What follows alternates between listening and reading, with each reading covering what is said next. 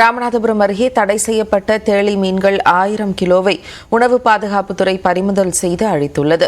கூடுதல் தகவல்களை நமது செய்தியாளர் வீரகுமரனிடம் கேட்கலாம். வீரகுமரன், என்ன நடவடிக்கை எடுக்கப்பட்டிருக்கு? விவரங்கள். அரசால் தடை செய்யப்பட்ட உணவான தேளி மீன்கள் மற்றும் டேங்க் கிளீனர் மீன்கள் வாகனங்களில் கொண்டு செல்லப்படுவதாக கிடைத்த தகவலின் பேரில் உணவு பாதுகாப்புத்துறை அதிகாரி டாக்டர் விஜயகுமார் தலைமையில் மற்றும் லிங்கவேல் மற்றும் ஜெயராஜ் தலைமையில் நேற்று ஈசிஆர் சந்திப்பில் வாகன சோதனையில் ஈடுபட்டிருந்தனர். அப்போது மீன் ஏற்றி செல்லும் வாகனத்தில் சுமார் 1 டன் எடையுள்ள தேளி மீன்கள் மற்றும் டேங்க் கிளீனர் மீன்கள் இருந்தது கண்டுபிடிக்கப்பட்டு கைப்பற்றப்பட்டது.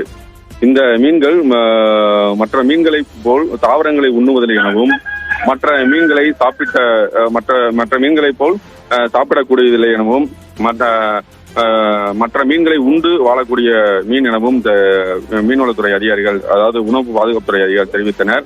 இந்த மீன்களை உண்ணுவதால் ஆண்மை குறைவு மற்றும் கேன்சர் மற்றும் தோல் வியாதிகள் வரக்கூடிய சூழ்நிலை உருவாகும் எனவும் அவர்கள் தெரிவித்தனர்.